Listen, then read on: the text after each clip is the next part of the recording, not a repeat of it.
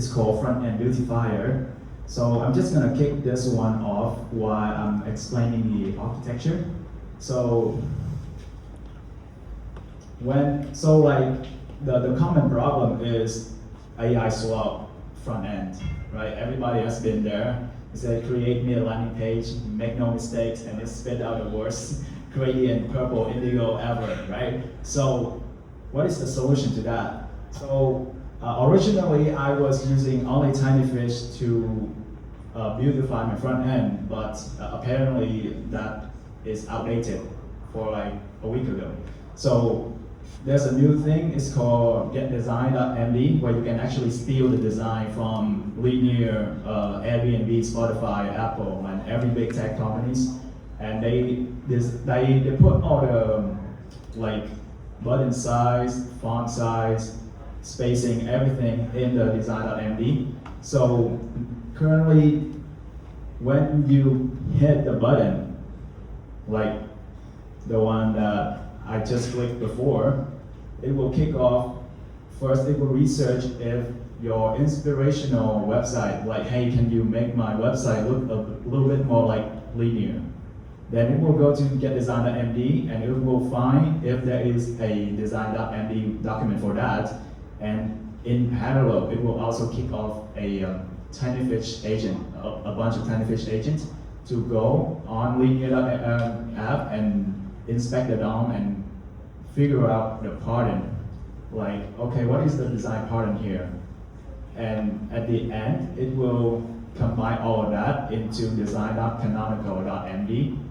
So, for example, when getdesign.md is missing something, or it's not available, a company, say the Ferrari, is not available on design.md, then Tinyfish can fill in the gaps, fill in all the buttons, all the colors, and put it all into one canonical file that is even more complete than just using the raw getdesign.md.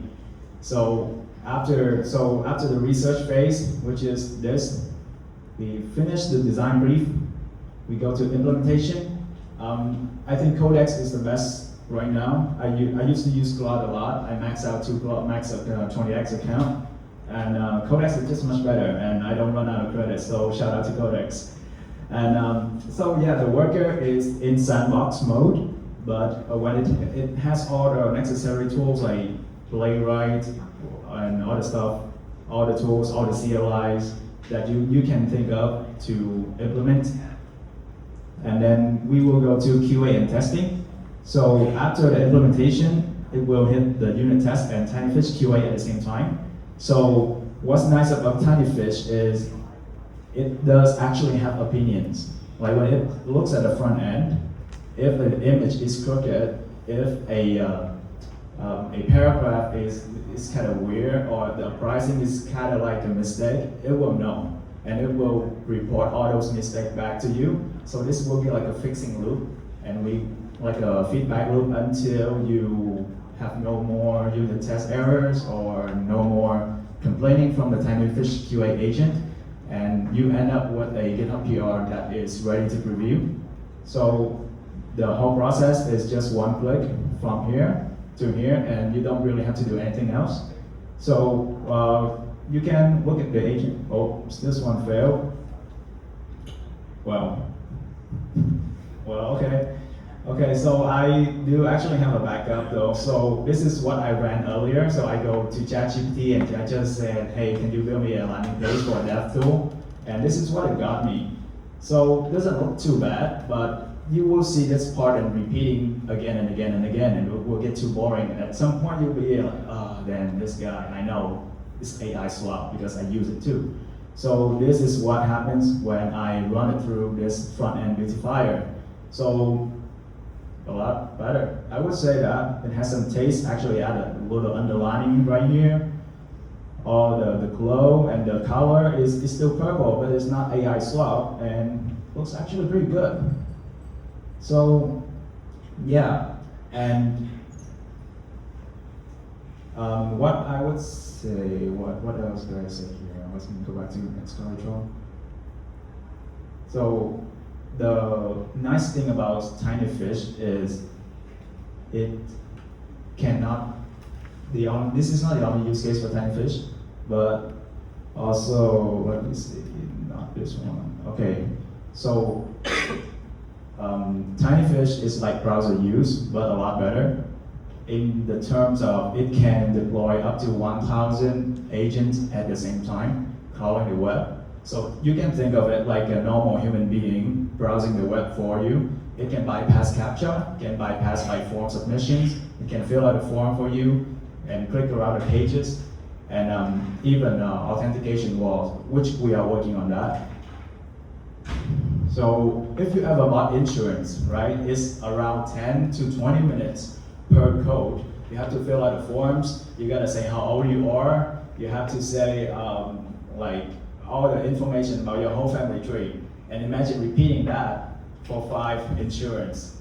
That's gonna be a lot of time. But if you just tell all that to TinyFish, well, it will do it for you, like 5 in parallel. So you don't even have to lift a finger. You just need to input the information once, give them some information, and there we go. So that is the power of TinyFish. And it will give you like a clean JSON payload back. So that's very nice. So this is like a little demo. It goes to every single pages and it crawls all the information, give back the summary and the JSON output. 50 insurers, 50 agents, 5 minutes, all at once. So yeah, the web wasn't built for agents. So the index web, which is a very small amount of websites on the internet, it is searchable, it's very easy. But the live web, which is dynamic, makes it like 3 times harder for normal scrapers to scrape, and like deep web, where we talk about paywall, login wall, auth walls, and a multi-step form and CAPTCHA, then it's really complex. And right now, TinyFish is the state of the art in terms of crawling, scraping, and extracting all the data. It is outperforming the competitors like Claude, Gemini, ChatGPT, or browser use by 23 to 24 percentage points. So yeah, we do have a model built in-house as well. So if you want, if you ever have anything to do with scrapers or to extract data online, remember TinyFish is state of the art right now. That's the best thing you can use right now. And yeah, everything is built in one piece, one agent, that's it. One endpoint, one API, that's it. Like you can stitch in like a few tools here and there to kind of like extract the data and clean it and return it. But in TinyFish is one thing. We built all of our infrastructure in-house, so that's really nice. So yeah, if you want to try TinyFish, please use this QR code. You will get 500 free credits. So make sure you use this one. It will give you the free credits. Yeah. That's all you want to talk about the ambassador program? Yeah, so the ambassador program, we are actually looking for people who will represent TinyFish and post online on TinyFish. And we have, it's a paid position where you are paid like depending on how good you perform. So if you are interested in a growth position, marketing position, talk to me and we'll talk further. And one last thing I want to talk about is the Notion Code, which is the startup that I'm building right now. So like the problem statement is software development is very fragmented. You have your agent in a vacuum and you cannot really see what other people are doing in the team. Like, yes, there are project management apps like Linear that's tickets, but you cannot really see what the chat history of the other people in your team. So we are building Notion Code, and the idea is to let you code inside Notion, to ship real production code inside Notion, to integrate project management and execution in the same place. So if you're interested in that, you can join the wait list here. We are launching soon. And yeah, that's the end of my presentation. Do you guys have any questions? Okay, one. So hi, I follow your journeys on LinkedIn, and I'm really impressed by the way you build your application and you flow everything. But my question is, why you use Tinyfish to rebuild a UI when we have like a lot of stuff to use, like manually with AIs we have both, and then Tinyfish come out as an automated web browsing. But like I don't see like the why reasons you use Tinyfish on redesigning this page. Yeah, totally fair question. So the thing is, so the use case for this one is I already built a front end. I already have one to begin with, and Tinyfish is the only agent that has good opinions on what is the front end missing, what is my front end missing, and what are the other companies doing better. So that is something that Lovable or Bolt or V0 cannot do. They can generate code, generate beautiful website, that's cool, but it gives you like a starting point at 80%, but they don't really get you to that 100%. So these are two different use cases. If I have nothing, yes, I can use Bolt or V0 or Lovable, but when I already have something and I want to improve it, then I would follow this workflow to automatically improve my front end with some inspiration from some other company. Okay, that is my question. That's like, okay, so manually, if you want to clone or if you want to review any website, right? You can simply control or command S to save the website as HTML and get your AI analyzer.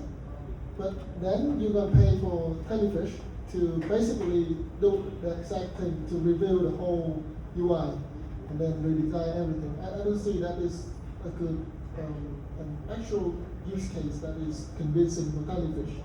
So if Tinyfish is used for automating notions for fragmented tasks for engineering, that would be fair.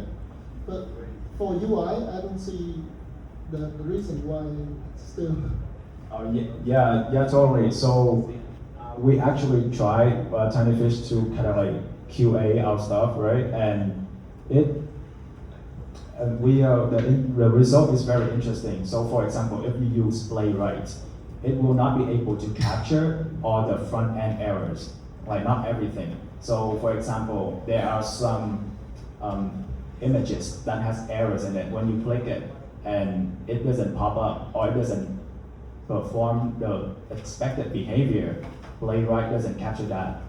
So Tinyfish, yes, it is a little bit more expensive, but you get what you pay for. Like when you use Playwright, yeah, it just click around, that's cool, and you get the DOM and stuff, but Tinyfish does capture all the behavior on the UI level as well. So when a scroller is not working, it's not smooth enough, or the smoke on the website is not the right intensity, it will be able to notice and give a much better feedback.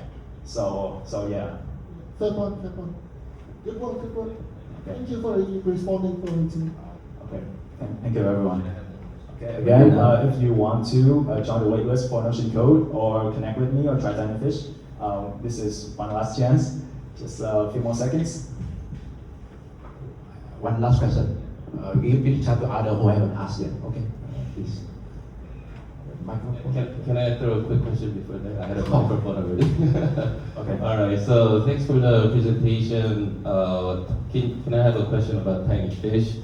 How do you compare it with Firecrawl? What it can do in terms of pros and cons? Okay, so Firecrawl is cheaper, as to my knowledge, but Tinyfish can do a lot more than Firecrawl. So think Tinyfish as the human, your assistant actually browsing the web, testing the app for you, and actually has opinions about stuff. So Firecrawl, yes, it crawls website. Tinyfish does it better, faster as well. And we actually just, so before this launch, this new launch, we had only the agent endpoint, where we actually launch an agent to go and click around the web pages and figure out what's wrong. But we just launched a search and a fetch endpoint, where we are directly competing with Firecrawl and Exa even. So right now, our search timing delay is actually state of the art, beating Exa, beating Firecrawl, beating everyone else by 10 to 30 percentage points. And the fetch endpoint is like, so when you fetch a website, it fetch all the DOMs, all the div, all the HTML stuff. We fetch only the good stuff, only the text, the sauce. So yeah, would be a really good idea to try it out. It's very cheap as well. We are beating them on cost as well. So if you were to say Tinyfish is so expensive, like a week ago, that was true, but now we are beating them on speed, on accuracy, on quality, everything. So yeah, it's worth a try. Thank you. Maybe, yeah. You have questions? Yeah. This one. Maybe the last question, okay? We have different One last question. So I feel like your product is like we try to one-shot the design, right? So you try to go on the website and then we one-shot to the final result. But is this the case? Just we can use another coding agent login skill to go on the website. However, do you guys can port it to a design token, design prototype in like Figma, Canva, so that a real designer can handle it, design to make it like person writing design? Because if I feel like when you try to one shot from coding websites, it's maybe it's not as love, but it's still very generic. Yeah, because if we build a real product, the design can feel too generic. It must be unique, right? Okay. So, Yeah, totally fair question. So, I would say those are two separate use cases. So the one that you're talking about, like creating Figma, prototype, and all that stuff, is, I would say, is more for established companies where they actually have a designer department. For the company that I'm working at is a startup. I'm basically the everything guy. I don't have a designer. I don't have anyone to kind of come up with a design for me. So this one is more suitable, I would say, for smaller teams where they can get from zero to a workable version fast. So like this one, I can actually work with it and I can tweak some things that I don't like and I can make it like my own version. So yes, it can feel very generic, but the point is not to one-shot the website. The point is to get from zero to a version that I can actually work with as fast as possible with the kind of quality that is ran through multiple agents. So it ensures the capability. Yes, you can use a skill, but how sure are you in terms of the quality of the skill? Right, it's an open question. So if it's better than this, totally, you can feel free to use that. But this one, it does have multiple built-in QA and multiple like research phases. So it's up to you to use. And when you say about Figma, it's two different use cases, in my opinion. So the main use case this product is just help small teams to one shot and save time to a fast scale. So this is only a feature in my product. My product is a Notion code. It lets you ship real production code inside Notion without ever having to leave it, and have all the context, all the project management context, and the history, chat history, all the decisions made in Notion. So this is only a small feature in there. Because I work for Tinyfish, so I have to demo about Tinyfish stuff. I can't demo too much myself, but this is an example of how I use Tinyfish in my own product. Okay. Thank you for your clarification. Okay, thank you so much, guys.